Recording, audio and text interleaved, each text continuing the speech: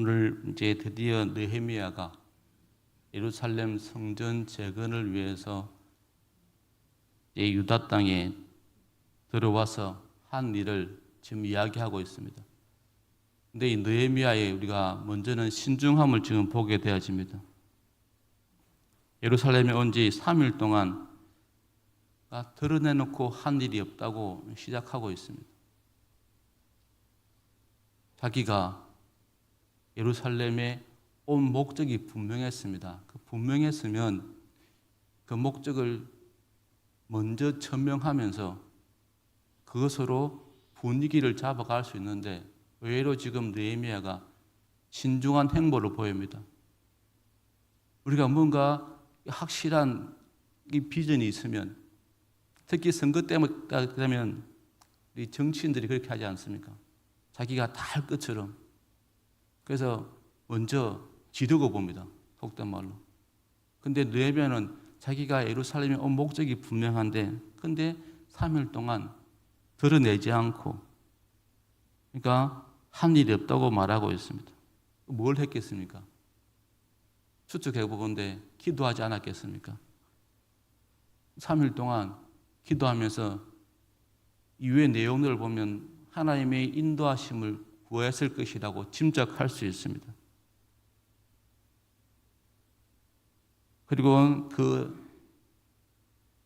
예루살렘에 방문해서 3일 동안 어떤 행보도 하지 않고 있다가, 그래서 기도 가운데 하나님께서 이제 자신을 인도하실 것이라는 그런 확신이 주어졌을 때 사흘 만에 이제 느헤미야가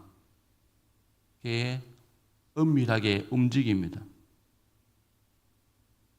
그러니까 자기가 예루살렘 성전 재건을 위해서 지금 예루살렘에 왔지만, 하지만 3일 동안 다시 한번 은밀한 가운데 하나님의 은혜를 구하고 하나님의 도우심을 구했다는 겁니다. 그리고 그 하나님의 도우심의 확신이 느껴졌을 때 그는 은밀하게 하나님을 믿고 행동하는 모습을 보이고 있습니다.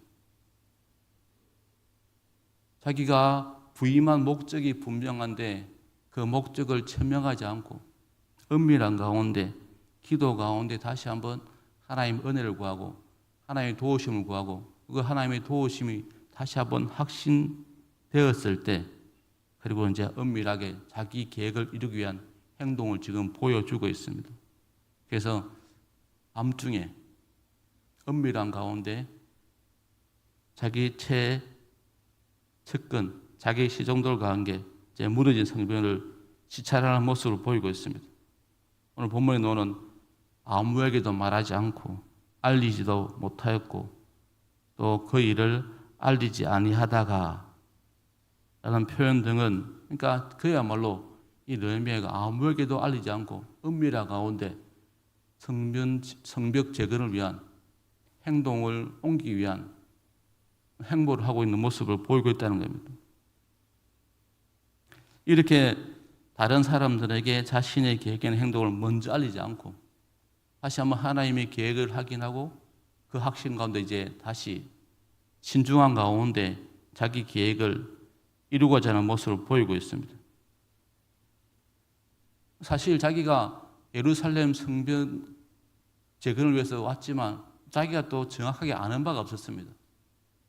그러니까 느헤미야는 그 아는 바가 없는 것임에도 불구하고 그냥 자기가 예루살렘 성전을 건축하기 위해서 재건하기 왔다는 그 사실 때문에 그걸 먼저 선포한 것이 아니라 자기가 그 재건을 위해서 자기가 해야 될 것이 무엇인지 먼저 예루살렘의 사정을 살피는 그런 모습을 지금 보이고 있다는 겁니다. 이게 느헤미야의 신중함이고 지혜로운 모습이고 또 하나님을 의지하는 모습임을 우리가 배우게 됩니다. 우리가 뭔가 하나님께 사명을 받았을 때 우리에게 필요한 것은 이 느헤미야 같은 지혜입니다. 신중함입니다. 다시 한번 하나님께 그 뜻을 묻고 구하고 하나님의 도우심에 따라서 행동하는 그런 지혜가 필요하다는 겁니다. 그러니까 느헤미야는 자기가 해야 할 일이 분명했지만 자신의 계획을 알리는 것이 아니었고 자기가 계획을 실행하기 위해서 예루살렘에서 무엇을 해야 될지 그 사정을 살피는 그 신중한 모습을 보이고 있다는 겁니다. 성벽이 얼마나 황폐했는지 또 어느 정도의 재정이 필요한지 어느 정도의 인력이 필요한지 재건을 위해서 무엇이 요청되어야 되는지 그걸 은밀하게 세밀하게 살피고 이제 그 일을 실행하는 모습을 지금 보이고 있습니다. 느헤미야가 예루살렘 성전 재건을 위해서 왔지만 그는 또 알았습니다. 이게 쉬운 일이 아니라는 거예요. 그래서 또 대외적으로 내외적으로 어려움이 있다는 것 알았습니다. 그러니까 이 같은 사실을 알았기 때문에 느헤미야는 더 신중하게 그리고 이 일을 정강석과 같이 빠른 시간 내에 이루기 위해서는 무엇이 필요한지 구체적으로 무엇을 해야 될지 지금 살피고 있다는 겁니다. 그리고 이제 17절에 말합니다. 그리고 그렇게 3일 동안 은밀한 가운데 파악한 후에 이 사람들을 모으고 예루살렘 성벽 재건을 위한 사람들의 참여를 지금 이제 요구하고 있습니다. 왜 성을 건축해야 되는지, 왜 재건해야 되는지 이야기하고 있습니다. 그리고 그에 따른 분명한 반대가 있을 것인데 그걸 어떻게 또 이겨내야 될 것인지 그걸 명확하게 말하고 있습니다. 성벽을 재건해야 될 목적은 예루살렘 성을 건축해야 될 목적은 다시는 수치를 당하지 않기 위해서 그리고 그 재건에 방해하는 세력들이 있을 것인데 그 세력들은 하나님의 도우심으로 능히 극복할 수 있다. 라는 말로 사람들을 참여를 독려하고 그리고 그 사람들은 그 느헤미야의 말을 듣고 함께 참여할 것을 이제 약속합니다. 그런데 아니나 다를까 19절과 20절에 보면은 그 반대 세력들이 드러나고 있습니다. 방해자들이 성벽을 재건하자는 이스라엘을 낙담케 하는 말을 이야기합니다. 그런 소문들을 이야기합니다. 그게 확실한 것처럼 사람들을 이제 현혹시킵니다. 그러니까 방해자들은 느헤미야가 예루살렘 성벽 재건을 위해서 왔다 하지만 그들은 그렇게 할 만한 충분한 여력이 없다고 생각했습니다. 성벽을 쌓는 일은 물질과 노동이 필요한데 느헤미야에게 그런 재정이 없을 것이라고 생각하고 그걸 비웃습니다. 그리고 또 그래서 너희가 하는 일이 무엇이냐 이 말은 바로 그겁니다. 너희가 형편이 안 되는데 여력이 없는데 너희가 무슨 능력으로 성벽을 재건하겠다는 거냐. 바꿔 말하면 느헤미야의 말에 속지 말라. 그런 겁니다. 또 그러면서 말합니다. 너희가 왕을 배반하고자 하느냐. 그러니까 바사왕 아닥사스다를 배반하는 일이라고 그렇게 이야기합니다. 정치적으로 위협합니다. 이런 비웃음과 위협에 대해 느헤미야가 이렇게 말합니다. 하늘의 하나님이 우리로 형통케 하시리니 그의 종들인 우리가 일어나 건축하려니와. 그러니까 느헤미야는 그런 반대를 알고 있었기 때문에 그래서 그 반대에 대해서 또 어떻게 대답할지 알았습니다. 그래서 하나님 우리를 형통케 하신다. 그러니까 반대 세력의 조롱과 위협, 음해하는 것들 그에 대해서 느헤미야는 정확하게 말합니다. 하나님께서 자기를 도우신 그 간정이 있었기 때문이고 하나님이 하나님의 손으로 하나님의 선하신 손으로 자기를 도우셨던 그 도우심을 확신하였기에 그 도우심에 근거해서 이 예루살렘 성벽 재건에 대한 신뢰가 있었고 그래서 그 하나님이 자기가 그동안 여기 오기까지 하나님의 도우심에 대한 그 확신 가지고 지금 다시 한번 그 반대 세력을 제압하고 있습니다. 그러니까 하나님의 선하신, 하나님의 선한 손의 도우심, 그 도우심을 익히 알았기 때문에 지금 반대도 그 하나님께서 반드시 극복해 하시고 또 성벽을 제거할 것을 도우실 것이라는 그 신뢰에 의해서 지금 대답하고 있는 겁니다. 우리가 경험하지 않습니까? 내가 믿음으로, 내가 선한 의도를 가지고 일을 하지만 반드시 영적인 방해가 있습니다. 사단이 그걸 그냥 두지 않습니다.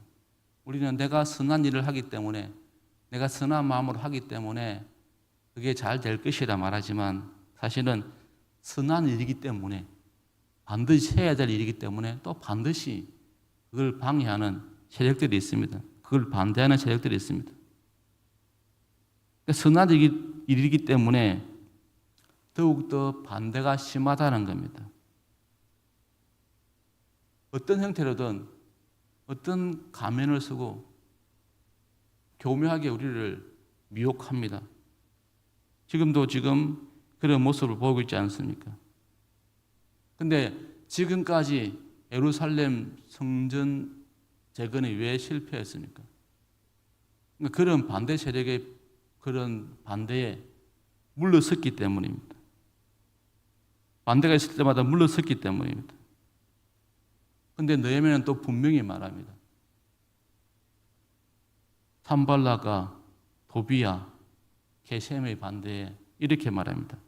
하나님 나라에 기업도 없고 권리도 없고 기억되는 것도 없는 사람들, 그 사람들의 반대에 무릎 꿇지 말라는 겁니다. 그렇지 않습니까? 이 땅의 교회들이 주의 일을 하는데 사실은 그 반대하는 사람들, 하나님 나라에 기업도 없고 권리도 없고 기억되는 것도 없는 사람들입니다. 따지고 보면 아무 힘이 없는 사람들이 마치 아주 힘이 있는 것처럼 구체적으로 교묘하게 반대하는데 우리는 오늘 느헤미야가 마지막에 한 말을 기억했으면 좋겠습니다. 그런 사람들은 하나님 나라에 기업도 없고 권리도 없고 기억되는 바 없는 사람들입니다.